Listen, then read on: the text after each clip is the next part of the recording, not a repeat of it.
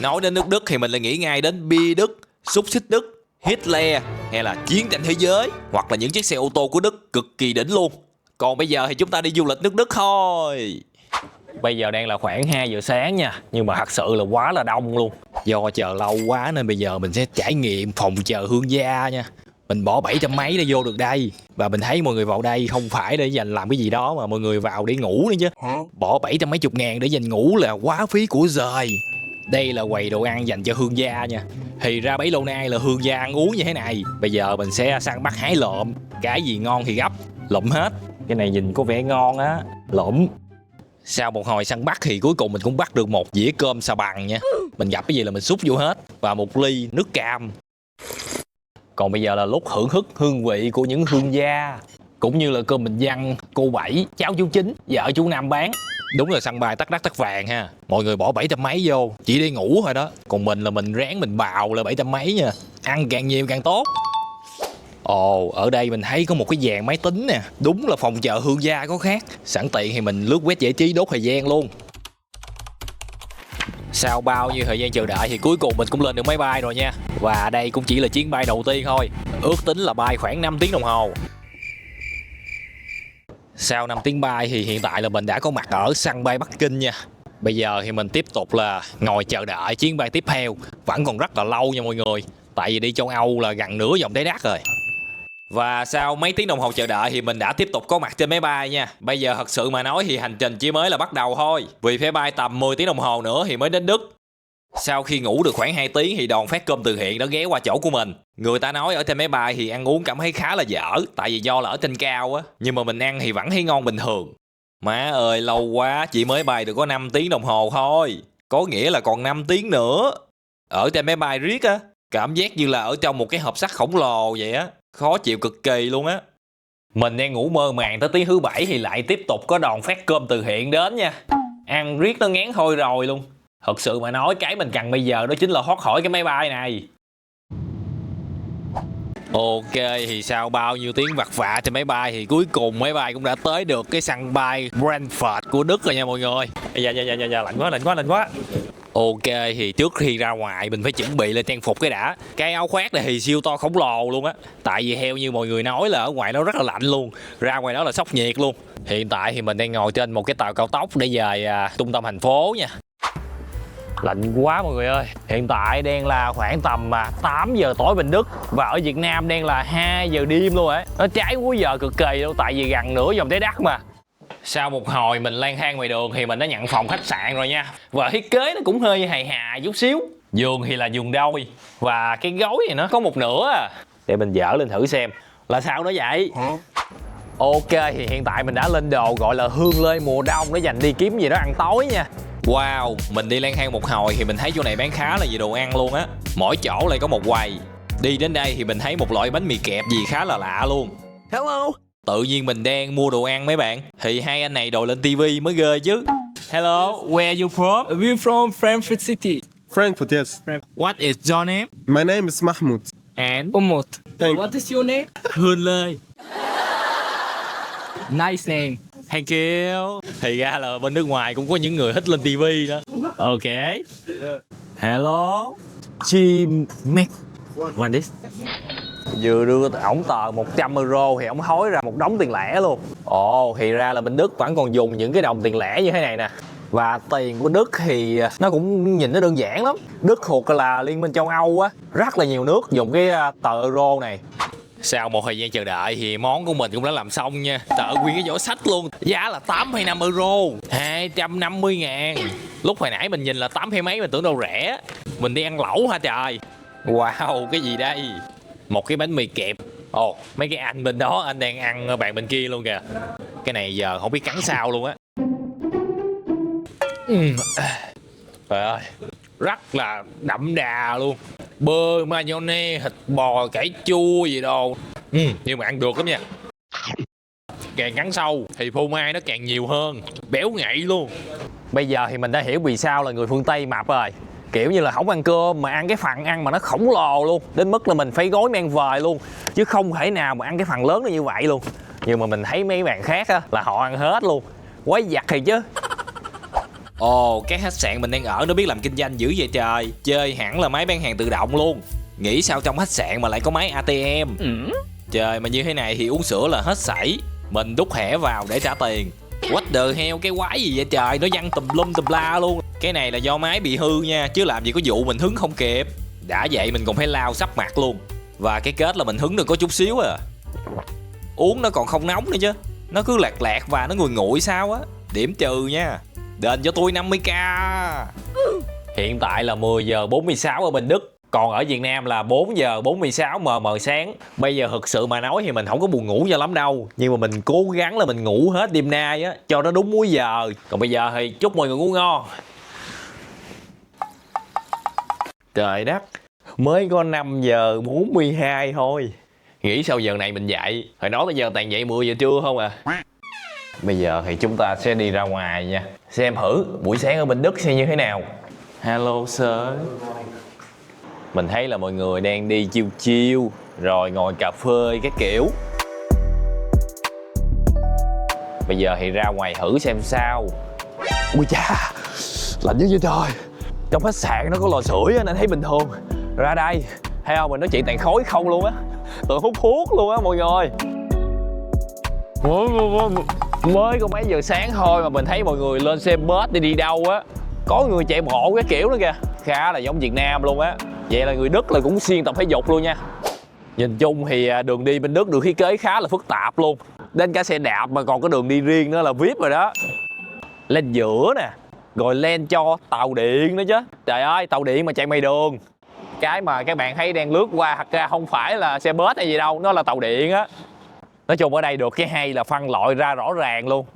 Tuy là mọi người dậy khá là sớm để dành tập thể dục rồi di chuyển này nọ, nhưng mà mấy cái hàng quán á thì tầm 8 giờ trưa nó mới mở cửa. Và ở Việt Nam hiện tại là trời đang nắng nha. Đối lập thật sự luôn á. Bây giờ thì mình sẽ thử bắt tàu điện để di chuyển chung với người dân ở đây xem như thế nào nha. Và sáng sớm mình thấy là mọi người đi di chuyển rất là đông luôn á. Có vẻ như ở đây mọi người ít đi xe ô tô mà toàn đi tàu điện không à. Wow, trong đây khá là ấm luôn mọi người. Cái này là tàu điện nên di chuyển khá là im luôn. Và mình thấy là ở ngoài đường ray thì nó không phải là thật sự sạch sẽ đâu. Chắc tại vì không ai dám lụm á. Lụm một phát là đăng xuất luôn. Ơi, what the hell. Mà chị này bà mang xe đạp lên tàu điện luôn. VIP dữ rồi trời. Ở Đức thì người ta ưu tiên người tàn tật rồi người có bầu, người già đến mức mà kiểu như có một cái phòng riêng luôn á. Còn khá là nhiều ghế trống trong đây nhưng mà không ai ngồi. Sao ở Đức cái chỗ đu này nó cao dữ à. Chắc là phải tầm 1m8 mới phù hợp với cái này. Mình cảm giác như là bị khứa nào nó nắm tay nó kéo lên vậy á. Ồ, ở Đức bây giờ chưa có tuyết nhưng mà mình thấy cái gì mà nó đóng băng hết luôn nè. Đã quá ta, đã quá ta. Xin lỗi nhưng mà mình chưa thấy tuyết bao giờ nên hơi hào hứng một tí. Ơi, ở đây mình thấy có một cái bụi trái cây rừng mọi người ơi. Nhìn nó y như là trái táo vậy á, nhưng mà phiên bản gọi là siêu mini. Hồi nãy giờ mình ngồi tra Google thì cái trái này không được mọi người ơi. Ăn vô là đi luôn á, nhưng mà quyết định là ăn thử nha. Ngon. Đi bộ một hồi thì mình phát hiện ra một tiệm ăn sáng của người bản địa nha. Để xem là buổi sáng người Đức ăn sáng như thế nào. I want to buy butter. Bà chị Hu Ngăn này là người Hàn nha. Và đây là đồ ăn sáng của mình. Một cái bánh sừng bò và một ly sô-cô-la. Ly này giá 3,2 euro. Cũng hơi căng á.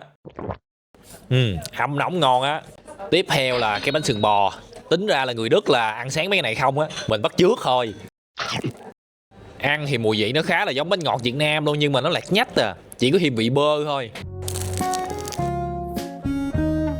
Giá bữa ăn sáng là 171k. Ở Việt Nam mà mình đá được ít nhất cũng phải 3-4 bát phở rồi. Nhìn nó nhỏ nhỏ mà sao nó ra tiền Việt nhiều dữ vậy trời. Ở bên Đức thì người ta chạy xe gì đây? Ồ, chắc chắn rồi. Đó chính là xe Đức nha. Còn phía bên kia thì là một chiếc Audi. Kiểu như là trước khi muốn ngành công nghiệp phát triển chắc chắn là phải ủng hộ xe trong nước rồi. Ngoài tàu điện thì người dân ở đây đi xe bus cũng khá là nhiều luôn. Lâu lâu lại có một chiếc, quá trời xe bus luôn. Mọi người ở đây đang đứng đợi xe bus nè. Bây giờ thì mình sẽ lên xe để di chuyển sang núi Roser nha. Xe bus này là không có sót vé luôn á. Có vẻ như là xã hội Đức được vận hành bởi sự tự giác cũng như là trung thực. Xe càng chạy lên cao thì mình thấy là cây cối là bắt đầu nó đóng băng hết rồi. Wow, ở đây đúng là trên núi có khác. Nó xảy ra hiện tượng sương giá. lạnh quá. Hên là ở nhà là mình mặc 2 cái áo, 2 cái quần, nên bây giờ là tạm thời là ổn nha. Cái đồi này mọi người leo lên chủ yếu để check in chụp ảnh thôi, nhưng mà do lạnh quá nên không có ai hết á, chạy hết rồi. Và các bạn thấy là cái cây này không, nó đóng sương giá quá trời luôn. Mình đã có cách tạo tuyết nhân tạo rồi, đó chính là, trời ơi lạnh dữ vậy, nó y như là mấy cái sinh tố bào vậy á, là một phát chấn động này mọi người.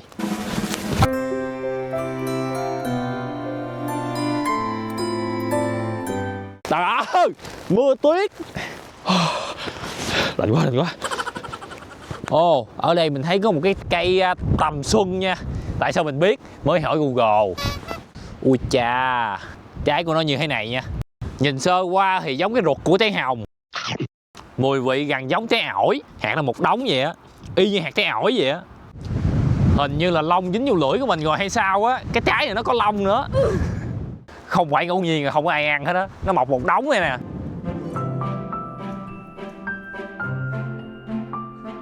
Nguyên một khu này là lạnh hết luôn. Cái tự nhiên có một cái trạm dừng chờ xe bus.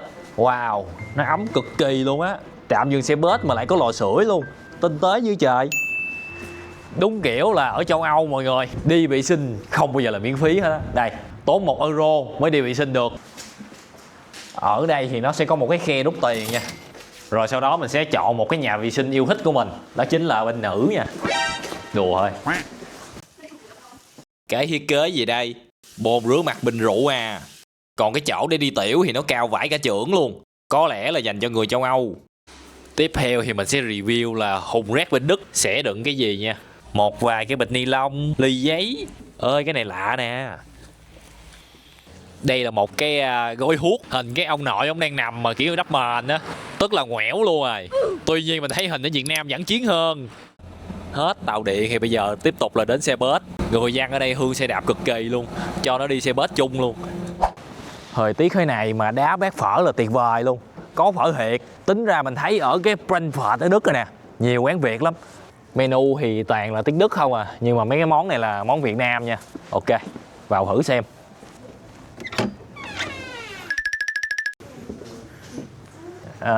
Chị có biết nói tiếng Việt không ạ? Tiệm ở đây thì được trang trí với nón lá. Cái bình thì cắm vài cây tre. Đèn vàng chiêu chiêu khá là Việt Nam luôn. Đúng. Sau một hồi tham khảo menu thì mình quyết định là chọn phở nha. Đây là phở Hà Nội. Thêm tí tương ớt vào cho nó ấm bụng. Vắt thêm quả chanh nữa. Mình đâu có nghĩ là có ngày mình qua Đức để ăn phở đâu.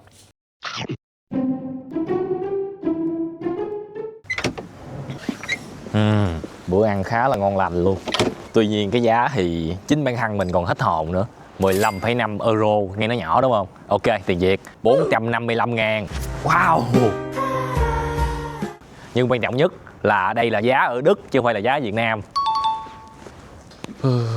Lạnh miệng run bằng bạc y như là muốn đọc rap vậy á. Khi mà cả ngày trời không có một tí nắng nào luôn á. Bây giờ thì mình tiếp tục là đợi tàu để đi về nha. Chứ không có đi taxi được. Đi taxi là có khi là bán nhà luôn á. Nhưng mà đi tàu thì được cái là nó rẻ hơn. Cũng không phải là rẻ lắm đâu. Khi mà mỗi ngày tốn khoảng tầm 500k. Cũng hơi căng. Nhưng mà bù lại rẻ hơn taxi nhiều.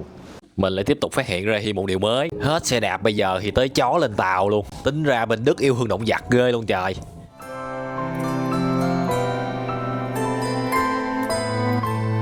Cách nhanh nhất để cảm nhận văn hóa của một nước đó chính là đi chợ đêm nha.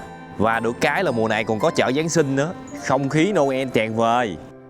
Ơi, ở gian hàng này mình thấy có bán gọi là cá viên chiên, gọi là xiên cái kiểu.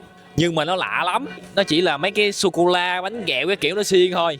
Ở đây mà gọi là bán bò viên, cá viên Việt Nam chắc là có khi đắt hàng á. Đã đi Đức thì phải ăn xúc xích Đức. Giá của nó là 6 euro. Đang khờ. Xúc xích mà nó bự đến mức dài quá phải cắt làm đôi mọi người. Còn ổ bánh mì thì nó y như là bánh mì Việt Nam mà cắt cái cù lự ra, sau đó ráp hai cái cù lự lại. Đúng rồi, gần giống bánh mì Việt Nam nha, kiểu giòn giòn, ok. Còn trúng chích thì khá là thơm luôn. Nhưng mà mình cảm nhận là vị mặn này hơi nhiều, mình muốn nó lạc hơn một tí nữa. Sao đồ ăn của Đức lúc nào cũng là mình muốn là mang về hết vậy. Nó nhiều lắm, ăn thôi rồi lộm ơi luôn. Ở gian hàng này thì có bán cái gì đó rất là lạ luôn. Nhìn như là trái cây vậy á. Hay ha, đẽo hình trái dâu luôn. Nghe mùi dâu tây nhưng mà là tinh dầu dâu tây. Để mình thử một cái khác. Đẻo gần giống trái dừa. Nghe mùi dừa thiệt nè, nhưng vẫn là tinh dầu dừa. Sau khi mà không cầm nữa á, mình hít vào thì nghe mùi dâu tây với mùi dừa nha. Có nghĩa là tẩm rất là đậm đặc luôn. Mình để ý là ở chỗ này mọi người tụm 5, tụm 3, tụm 6, tụm 7 uống một cái gì đó á. Để mình vô mua một ly uống thử xem sao. Bây giờ thì chúng ta sẽ nhập hội nha. Đó, mọi người ở đó khá là vui luôn. Hello. Mình sẽ uống thử nha. Đầu tiên là mình nghe mùi táo, y như táo mà giả nát ra vậy á. Còn cái thứ hai là nghe chua chua. Tuy nhiên thì càng uống nhiều càng nghe đắng nha. Thật ra thì mình không phải là người uống rượu mấy bạn ơi. Tại vì thấy mọi người uống đông á, review thôi. Nhưng mà cái này vẫn phù hợp với người không uống rượu nha. Uống nó kiểu như nó có vị trái cây á, ok lắm á. Nhưng mà uống xong ra lái xe thì công an lụm đầu rồi chứ không có gì đâu. Hello. Cheers. Thì ra là uống chung vui như thế này. Have a nice day. Danke. Mà lạ ở chỗ là uống cái này là không có ai ngồi ghế hết á. Y như là ngồi là có lỗi với cái rượu táo này hay sao á. Hơi lạ. Mình được cái là hít đi heo hiệu ứng đám đông. Ở đây mọi người tụm 5 tụm 7 ăn một cái bánh rép gì khá là lạ nè. Trước tiên là ông chú này sẽ phết bột lên. Sau khi bánh có vẻ giòn thì bây giờ ông chú sẽ cắt chuối bỏ vô. Có khi nào chuối sống không ta? Rồi bây giờ thì oh my god, sao nhiều cái Nutella đen đen như vậy? Tính ra là đồ ăn ở Đức cái nào cũng bự hết á. Cái Nutella này ăn khá là giống sô-cô-la luôn. Bây giờ mình cắn thêm một cái ăn thử chuối xem sao. Trời ơi, cái gì vậy? Chuối sống. Hồi nãy là mình thấy nghi nghi rồi. Thì ra là sống hạt. Cái bánh như này Nutella thì ngon, nhưng mà ăn cái chuối sống vào nó thực sự không ngon cho lắm. Dù có nền kinh tế số 1 châu Âu nhưng mà bên Đức vẫn có người vô gia cư nè. Lại lạ nữa rồi. Xe đạp mà đi hang cuốn luôn mới ghê chứ. Từ hôm qua tới giờ ăn toàn cái gì đâu không à. Bây giờ tự nhiên mình thấy thèm mì gói kinh khủng luôn. Nên mình vô thử cái siêu thị Penny này luôn nha. Ở trong đây thì cái gì cũng có bán hết á. Giống y như Việt Nam, nhưng mà không có món nào quen thuộc hết á. Chỉ có một cái loại mì kỳ lạ này thôi. Mình mua đỡ ha, để dành mai ăn sáng. Hiện tại thì mới chỉ có 8 giờ mấy thôi. Giờ sinh học của mình đang là 3 giờ sáng ở Việt Nam nha. Nên bởi vì cảm thấy nó mệt mỏi ở ngoài rồi, đúng rồi. Nên chúc các bạn ngủ ngon, ngày mai tiếp tục hành trình. Hôm nay là ngày thứ 3 mình ở bên Đức. Dù mọi thứ đều có tính phí và giá khá là cao, nhưng mà khách sạn này cho mình nước nóng miễn phí luôn. Ấm lòng thì chứ. Chứ bây giờ mà ra ngoài đường á, mua cái ly nước như thế này là mắc 100 mấy chục k luôn á. Và hiện tại là 7 giờ 14 phút nha. Nhưng mà nó lạ lắm. Bây giờ thì mình sẽ khui mì ly để ăn sáng nha. Ủa alo, rồi muỗng hay là đũa đâu? Ở trong này có một vật thể khá là giống đũa luôn. Mình mượn tạm 2 cái cây khuấy cà phê của khách sạn nha, để ăn thử xem. Kiểu như là ăn cái sợi vào nó bột chứ nó không có phải như mì Việt Nam đâu. Nước mì kiểu nó mặn mặn lợ lợ. Tính ra là cái bữa ăn sáng này giá khá là rẻ luôn, chỉ có 1,29 euro thôi. Ở đây muốn qua đường là phải xin nha, ẩn cái tay vô đây, sau đó chờ đợi nó chuyển sang màu xanh là ok. Còn nếu mà mình không bấm á, thì xe ô tô sẽ vĩnh viễn không bao giờ dừng lại luôn, nên phải bấm để xin qua đường nha. Và chỗ tiếp theo mình muốn tham quan đó chính là bảo tàng Saint Canbet. Cái bảo tàng này thì từng bị bom tàn phá trong chiến tranh, nhưng may mắn là người ta đã di dời một số hiện vật nên vẫn bảo tồn được. Nói chung là con gì cũng có hết á, chỉ thiếu chúng nó. Nổi tiếng nhất ở đây chắc chắn là các bộ xương khủng long. Đây là lần đầu tiên trong đời mình thấy được xương khủng long. Con này là khủng long T-Rex nè, quá đã luôn. Wow, mấy con ngư long thời tiền sử. Còn cục này là cục gì ta? Bạn nào biết tiếng Đức thì cho mình biết chứ nha. Đây là công viên kế khu bảo tàng nè, lá đỏ rụng lã tả, nhìn đã thật sự luôn á. Ở đây thì mọi người sẽ đi dạo rồi đi bộ chiêu chiêu các kiểu. Ở đây người ta mơi bồ câu dữ rồi trời, nó nhóc ở trên cây một đống luôn. Và ở dưới đất thì xít của nó, trời ơi nó trắng tinh y như là tuyết vậy á. Ôi vãi thiệt chứ, ở bên Đức người ta toàn chạy xe taxi bằng xe Mercedes không à.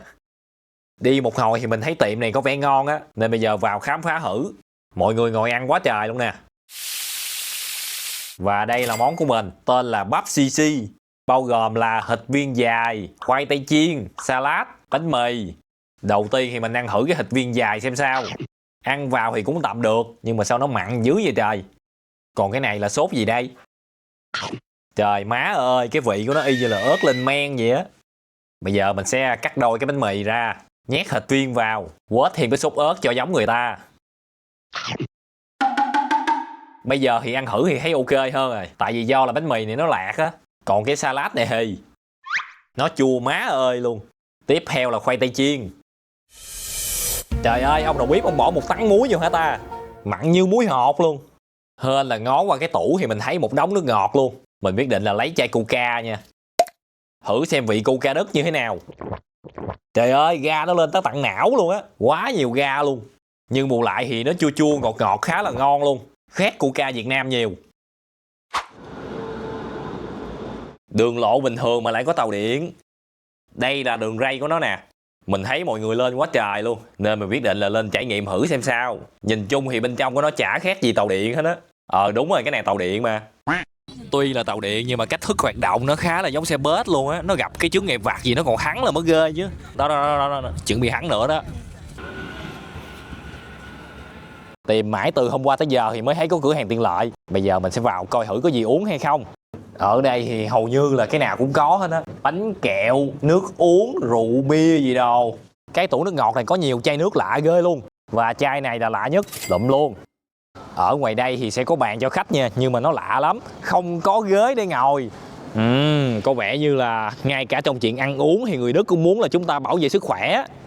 Điểm cộng nha. Ở Việt Nam thì có Sting xanh. Còn ở bên Đức thì có Coca xanh. Việt Nam chưa thấy bao giờ. Mình nghe là mùi Việt Quất nè, rồi ngọt dịu, thơm thơm. Ngon lắm mọi người ơi. Ở Đức thì không cần phải lo lắng về vấn đề dục rác hết á. Tại vì ngay cả cái cột giao thông như thế này mà còn có thùng rác nữa mà.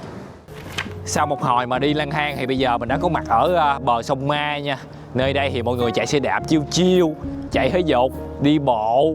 Đứa con nó còn nhỏ không đi được thì đẩy bộ cho nó đi. Ở đây thì có mấy con vịt nó đang gặm cỏ nữa nè.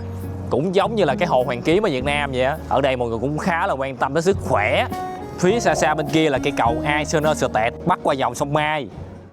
Ôi vãi thì chứ mình mới bị công an Đức bắt nha. Họ kêu là mình cắt livecam chứ không là sẽ tịch thu nha.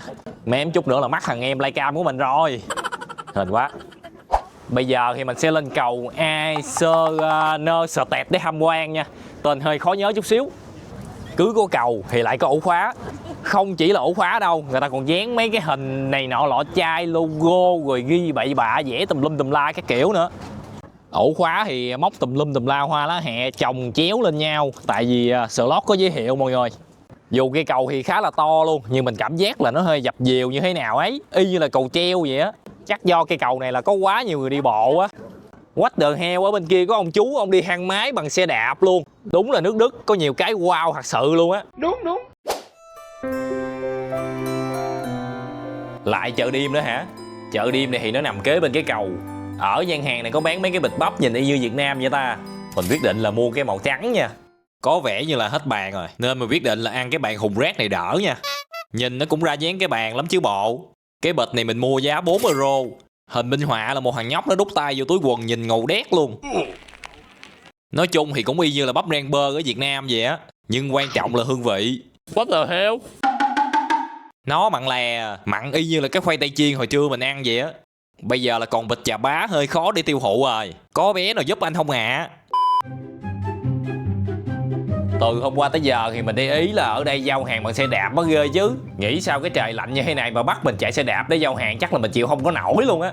Nên mình quyết định là đặt một đơn để ủng hộ nha. 21 phút nữa mới tới. Và ổng đang đạp nha. Đạp quá trời đạp luôn. Cố lên anh ơi. Cuối cùng thì ổng cũng tới. Hello. Here my order. Wow, you are strong. Ok. Danke. Một ly như thế này giá là 7,5 euro, tức là 225k. Oh my god. Đây là ly trà sữa mắc nhất mà mình từng uống. Để thử vị xem nào. Kiểu như nó ngọt ngọt nhẹ nhẹ, nó thanh thanh, chứ không phải là ngọt gắt nha. Trà sữa bên Đức uống được với ta. Ông anh shipper ông giao cho mình ly này xong là ông nhận được 3 euro nha, khoảng 90k. Cũng dữ á ta. Vậy là ông gán ông chạy một ngày 100 cây số thì ông kiếm được 100 euro rồi. Mà chết bà, với xe đạp mà bắt chạy 100 cây số chạy sao nổi ta. Bây giờ thì mình sẽ chơi liều. Đó là đi tắm. Không biết có sao không ta. Nếu mình có mệnh hệ gì thì nhắn lại cho vợ tương lai của mình là mình yêu vợ tương lai của mình rất là nhiều nha. Ok. Hey.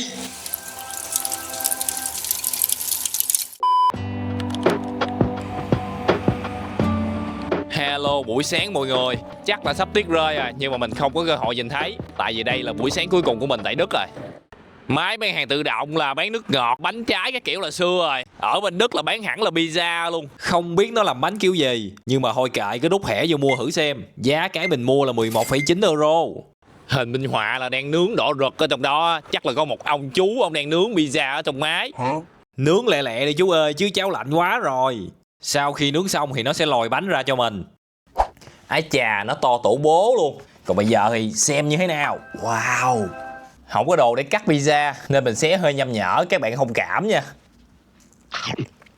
Cái vị này giống y như là mấy ngày qua mình ăn, mặn mặn, bùi bùi, béo béo, đó vậy thôi á. Và cái xúc xích salami này nó khá là bự luôn. Xúc xích mà mùi vị nó y như là thịt xông khói vậy á. Cái pizza này có khá là nhiều dầu ô liu luôn á. Ông chú này ông phủ hơi nhiều á, dính tay cả đống luôn rồi. Còn bây giờ thì cảm ơn các bạn đã xem. Nếu các bạn muốn tham khảo những đồ dưỡng ấm mà mình đã mặc ở bên Đức thì có thể nhắn vào giỏ hàng kế bên nha. Và hành trình du lịch Đức của mình kết thúc tại đây. Nhưng mà chưa hẳn là kết thúc đâu, vì chút xíu nữa mình sẽ bay sang Áo nha. Bởi vậy nhớ là đăng ký kênh. Còn bây giờ thì bye bye. Cảm ơn các bạn đã xem.